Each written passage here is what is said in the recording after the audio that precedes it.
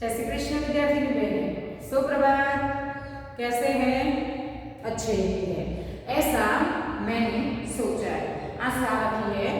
क्यों? क्योंकि 12वीं कक्षा में है। आप कुछ न कुछ पढ़ाई के लिए प्रयत्न करते होंगे। आप अपने घर पर अपनी मम्मी को मदद भी करते होंगे, यानी कि आप बैठे नहीं रहते होंगे, ऐसा मैंने सोचा। अगर आप एक्टिव हैं, आप काम करते हैं, दूसरों की मदद करते हैं, अपना काम खुद करते हैं और पढ़ाई भी करते हैं, तो आप अच्छे हैं। अगर आप ऐसा नहीं करते और आलस को मित्र बना लिया है, तो आप आपके ही दुश्मन हैं। आप अच्छे नहीं हैं, आप आपके ही दुश्मन हैं। आप आपके भविष्य के दुश्मन हैं। इसलिए हमें हमारे भविष्य के दुश्मन न बनकर, भविष्य का दोस्त बनकर आज से ही, अभी से ही अपना हर काम खुद करना है, पढ़ाई के लिए समय निकालना है, सोचना है, जो कुछ सीखते हैं उसे समझना है और जीवन में उतारना है। तो हमारे सामने उदय प्रकाश जी ने जो कविता रखी है, नीम की ईंट हो तुम दीदी। यहाँ एक ऐसा स्त्री पात्र रखा है, जो स्त्री पात्र है, जो बच्चों को अपना जीवन दे दिया है। पीपल की तरह वो छाया देती है, प्रेम की छाया। दीपक की तरह खुद जलकर बच्चों को रोशनी देने वाली ये दीदी बच्चों के लिए खास है। तो आओ हम भी कुछ ऐसा प्रयत्न करें कि हम भी बच्चों के लिए, किसी व्यक्ति के लिए खास बने, अपना समय दें, किसी को मदद करें, अपनी सोच अच्छी रखें, किसी का भला करें, अच्छे काम करके हम भी शायद दीदी जितने महान न बन सके, पर हो सके उतना हम खुद को प्राउड कर सके, ऐसे अच्छे काम करें। अगर अच्छे काम करते हैं तो आप अच्छे हैं, बुरे काम करते हैं तो आप बुरे हैं। वो तो आप सब जानते हैं और आपको भी पता है कि अच्छे काम का परिणाम अच्छा और बुरे का बुरा होता है। तो चलिए अच्छे काम की शुरुआत करने के लिए हम इस कविता को समझते जाएंगे। देखते हैं कि नीम की ईंट हो तुम दीदी कविता में उदय प्रकाश जी ने दीदी का जो सेवा भाव था उसे कैसे व्यक्त किया है।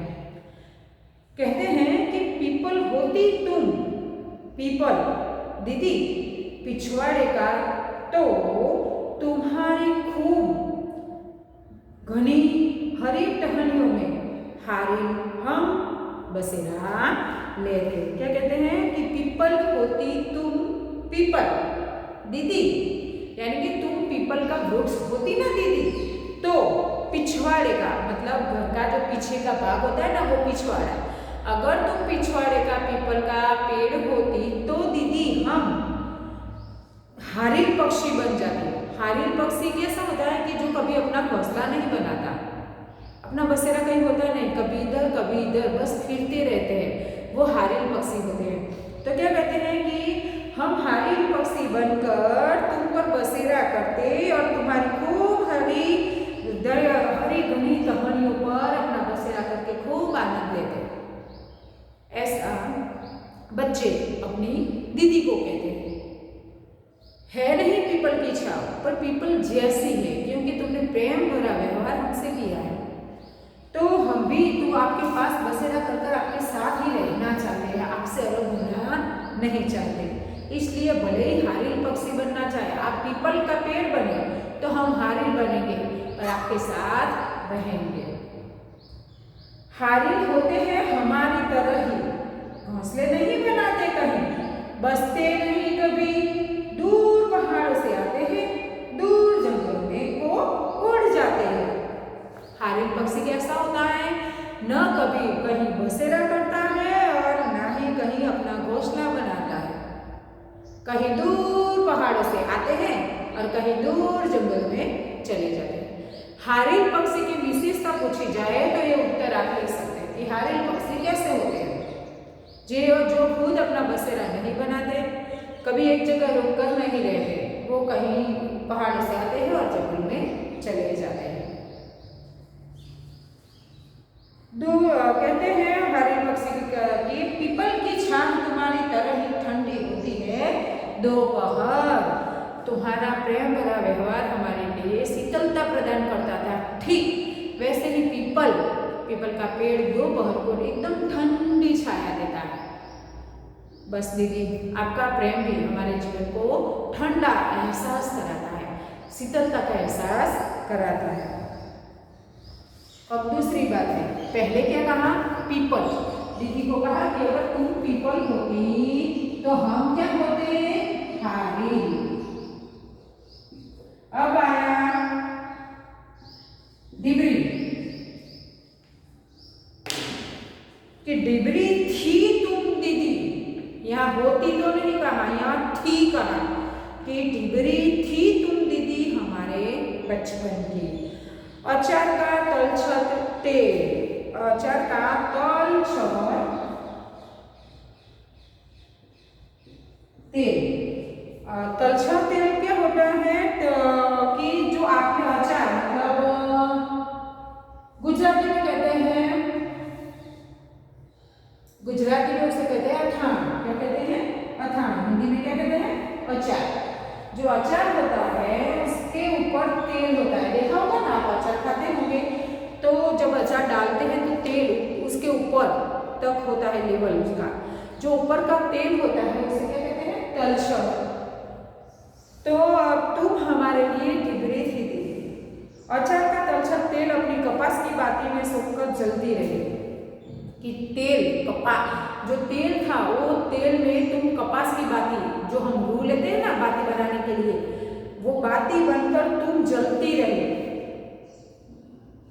अपनी कपास की बाती में सोखकर जलती रही। यानी कपास की बाती जलती है पर तेल सूखता है, तो तुम इस तरह खुद अपना समय हमको देकर खुद सूखती रही पर हमें प्रकाश देती रही।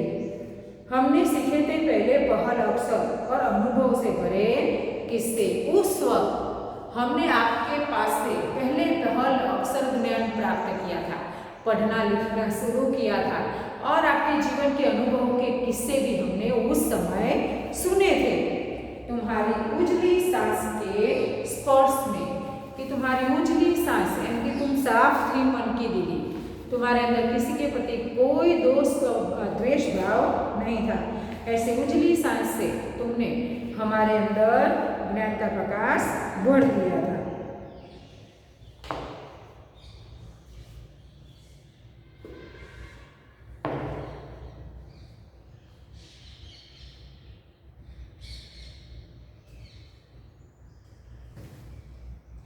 फिर कहते हैं, जलती रही तुम, तुम्हारा धुआं सोखती रही घर की गूंगी दीवारें, छप्पर के तिनके तिनके धुंधले होते गए।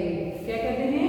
कि जलती रही तुम दीदी, तुमने हमेशा हमको रोशनी देने के लिए खुद जलना पसंद किया, और फिर तुम्हारा धुआं सोखती रही, कि तुम्हारा धुआं जो निकलता था वो सोखती रही तुम।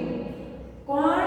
वो घर की दीवार, तुम्हारा जो धुआं था वो घर की दीवारों पर लग गया, छप्पर के तिनके तिनके धुंधले होते गए। इसका मतलब ये नहीं कि धुआं और काला हुआ, इसका मतलब ये है कि घर के कोने कोने में तुम्हारा प्रकाश पहुंचा था, और उस प्रकाश ने घर की दीवारों के इस प्रकाश में पूरे कोने कोने में भरा हुआ प्रकाश जो था, उस प्रकाश को हमने हमारे अंदर भी प्रकाश भर दिया था, कि छप्पर के तिनके तिनके भी प्रकाशित हो चुके, आलोकित हो चुके।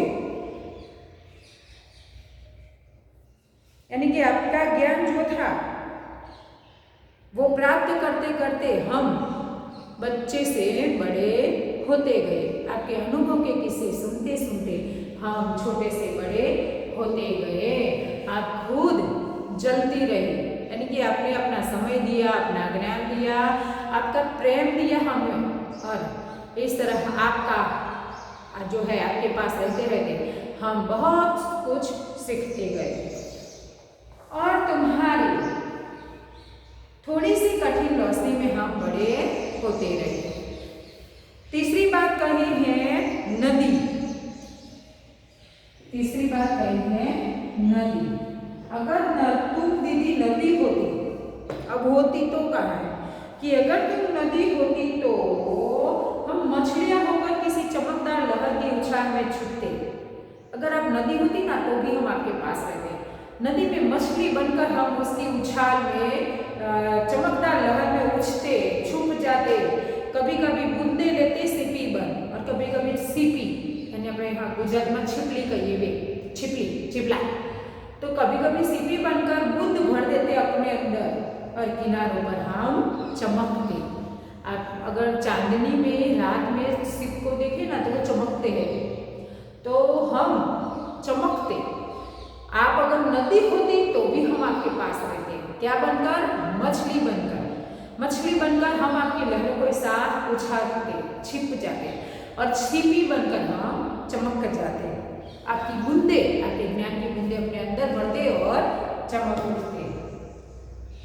फिर कहते हैं कि चट्टान थी तुम दीदी सालों पुरानी, तुम्हारे भीतर के ठोस पत्थर में जहां कोई सोता नहीं निचरता, हम ही पैदा करते थे हलचल, हम ही उड़ाते थे पतंग। चट्टान थी तुम और तुम्हारी चढ़ती उम्र के ठोस सन्नाटे में हम ही थे छोटे छोटे पक्षी, उड़ते तुम्हारे भीतर। आगे दीदी को कहा है चट्टान, क्या कहा है? पहले ऊपर कहा, फिर दीदी कहा, फिर नदी और अब चट्टान, कि तुम चट्टान की तरह कठोर हो। कि चट्टान थी, अब थी कहा कि तुम दीदी सालों पुरानी, कि तुम्हारे भीतर, भीतर मानी अंदर, भीतर मानी अंदर, तुम्हारे अंदर ठोस पत्थर था, तुम अंदर से इतनी कठोर थी, हमारे लिए तुम्हारा व्यवहार कठोर था। क्यों? क्योंकि तुम हमें तैयार करना चाहते थे। हर जीवन की मुसीबत से लड़ना सिखाने के लिए तुम हमारे साथ कठोरता से पेश आते थे।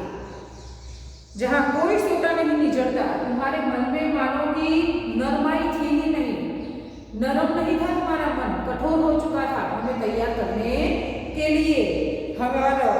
हम ही पैदा करते थे हलचल, हम ही उड़ाते थे पतंग। पर उस वक्त हम क्या करते थे कि हम हलचल उड़ाते थे आपके सामने, मस्ती करते थे, और हम बहुत ही ये पतंग उड़ाना आदि सब करते थे। इसलिए आप हमारा जीवन बर्बाद न हो, इसलिए आप कठोर बन चुके, इतनी कठोर कि आप नरमाई से पेश ही नहीं आते थे।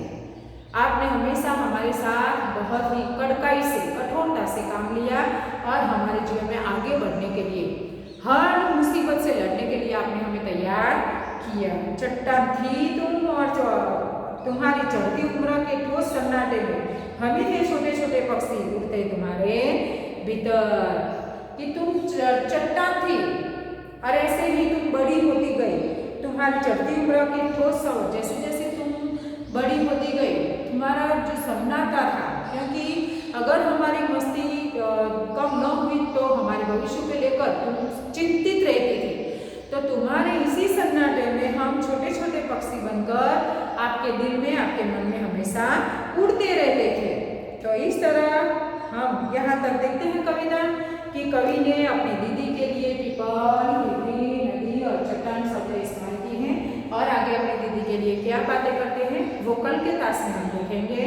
इस कविता से प्रश्न पूछा जाता है तो आपको तैयार करना है, कविता को समझिएगा, शब्दार्थ तैयार कीजिएगा। जय श्री कृष्ण।